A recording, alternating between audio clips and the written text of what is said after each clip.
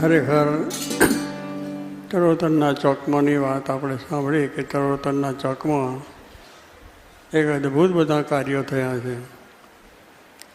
ચરોતરનો ચોક તે ઘડીએ જ બોલતા હશે, પણ તે ઘડીએ તો ચોક નાનો હતો, પણ એ આ ચોક વધતો વધતો ચરોતર ચારે બાજુ પ્રસરી ગયો. ઉત્તરમાં, દક્ષિણમાં, પૂર્વમાં, પશ્ચિમમાં એની સરહદો વધતી જાય છે. એની સરહદો વધતી જાય છે કારણ કે એવા દેશ નેતાઓ થયા, વલ્લભભાઈ જેવા, વિઠ્ઠલભાઈ જેવા, એચ.એમ. પટેલ જેવા, અને ત્યાર પછી અહીંયા ભાઈ કાકા જેવા થયા આપણે, અને અહીંયા આનંદના મહાન મોટા નાના મોટા આનંદના કાર્ય મોટા એ થયા, અને ભાનુભાઈ જેવા અત્યારે એમના દીકરા પધાર્યા છે. એવા બધા ઉદ્યોગપતિ પણ અહીં બહુ આવી ગયા, અને એમને ખૂબ સુંદર રીતે આ વિકાસ થયો છે. પણ એની અંદરનો મૂળ આધાર ભગવાનની અંદર શ્રદ્ધા અને નીતિ નિયમનું ધોરણથી એને બધું સાચવી આ બધાએ કામ કર્યું છે. મહારાજે ચરોતરની અંદર વડતાલમાં મંદિર પણ કર્યું છે કે ચરોતર દેશ અને પવિત્ર દેશને બધું જળછાયાની ઝૂકતી એ ચરોતર જેવી બીજે ના મળે એવું મહારાજ પોતે વર્ણનમાં પણ કહ્યું છે. એટલે વડતાલમાં પોતે મંદિર કર્યું ને ત્યાં ભગવાન પધરાયા અને બધું રહ્યા.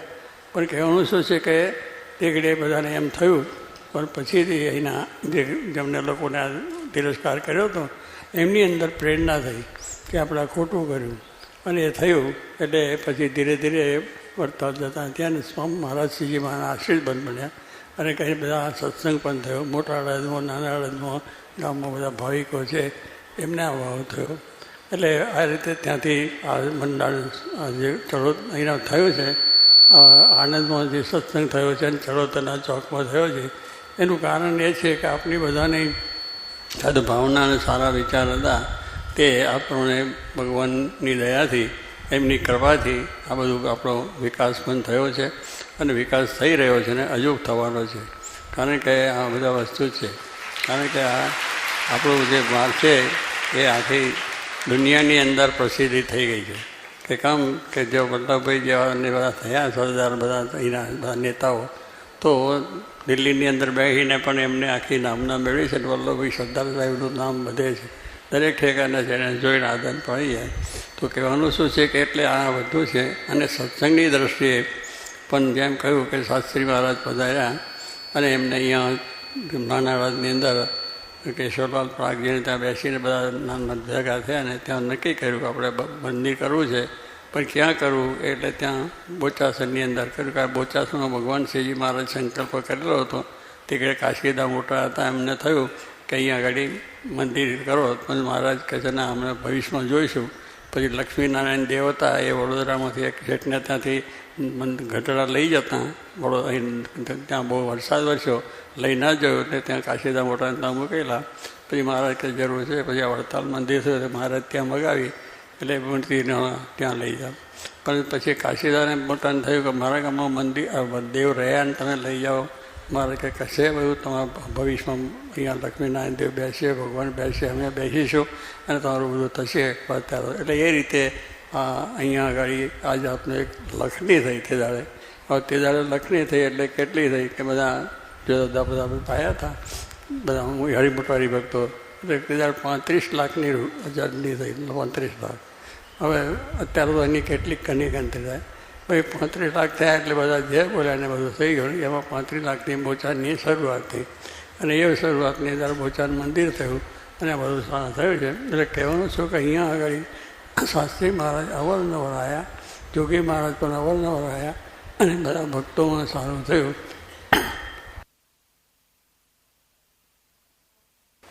એટલે 35 લાખને 35,000નો ખંડો થયો હતો. એટલે પણ બોલવામાં એ થયું કારણ કે અત્યારે પેલું વધેલું છે ને, એટલે જરા વધારું બોલી જાય. 35નો હિસાબ ના ગણાય, પણ છતાં એટલે બોલે એટલે 35 લાખના બધા કરોડો અત્યારે તો થઈ ગયા છે, અને કરોડની રીતે લોકો સુખી સંપન્ન થયા છે. કારણ કે ભગવાનને સંતની કૃપા અને એમની પોતાની જે બુદ્ધિ શક્તિ હતી એને એ રીતની એમનું કાર્ય એટલે ખૂબ સારું વધ્યું છે, અને કાર્ય થયું છે. એટલે કહેવાનું છું કે આ રીતે એમ શાસ્ત્રી મહારાજને બધા એટલે પછી તો ધીરે ધીરે સત્સંગ વધ્યો. તે મોટા અડાદમાં નાના અડાદમાં બધે ઘણો સત્સંગ થયો. બધા ખૂબ ભાવિકો થયા અને ખૂબ થયા છે. અને પછી બધા કેટલા પ્રમાણે સામાજિક રીતે આગળ વધ્યા. ઉદ્યોગપતિની રીતે મેં અનુભવનું કહ્યું ને એવા ઘણા ઉદ્યોગપતિ પણ આવ્યા. અને ત્યાર પછી આ ભાઈ કાકા આપણે આવ્યા. ભાઈ કાકાને તો થયું કે આપણે વિદ્યાનગર કરવું છે અને મોટું ધામ બનાવવું છે. તો એમને બધું આ કાર્ય કર્યું. તો આજે જોઈએ છે કે વિદ્યાનગર કેવું હતું ને કેમ થયું કે બધા ચારે ગામની સીમની સીમ લીધી ને ત્યાં બધું કર્યું છે. અને અત્યારે વિકાસ થયો છે. એ વધતું જ જાય છે. એટલે એ પ્રમાણે વધતા પણ અત્યારે અમારા શેલ સાહેબ છે એમને વળી બીજું પાછું આખું સ્થાન એવું ને એવું કર્યું. બધી હોલી કોલેજો કરીને બીજું ત્રીજું કર્યું. એમાં પણ બધાનો સાથ સહકાર વ્યવસ્થિત તો આ બધું કાર્ય થાય છે અને થવાનું. પણ મૂળ શું છે કે આપણી નીતિનું ધોરણ હોય અને આપણે દરેકના પ્રત્યેની સદભાવના હોય તો આ બધું કાર્ય વધે છે. અને સત્સંગ અને ભગવાન મોટા પુરુષની દયા. અને શાસ્ત્રી મહારાજે વિદ્યાનગરમાં ભાઈ કાકા કે મારા પગલાં કરો ડમુનિયામાં બેસીને ફરીને બધા જોયા હતા.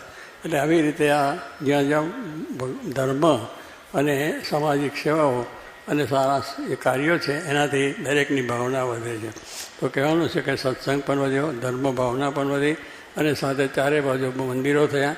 એટલે જે દેશ નેતાઓ મોટાથી એમ થયા છે એમ શાસ્ત્રી મહારાજ જેવા આ જોગી મહારાજ જેવા પુરુષ પહોંચાયા અને આપણા સંતરામ મંદિરના મહારાજ એ થયા. એટલે ધર્મની રીતે પણ બધો વિકાસ થયો, સામાજિક રીતે પણ સારો વિકાસ થયો અને આ પ્રમાણે દરેક ઠેકાને આપણો વિકાસ થયો છે.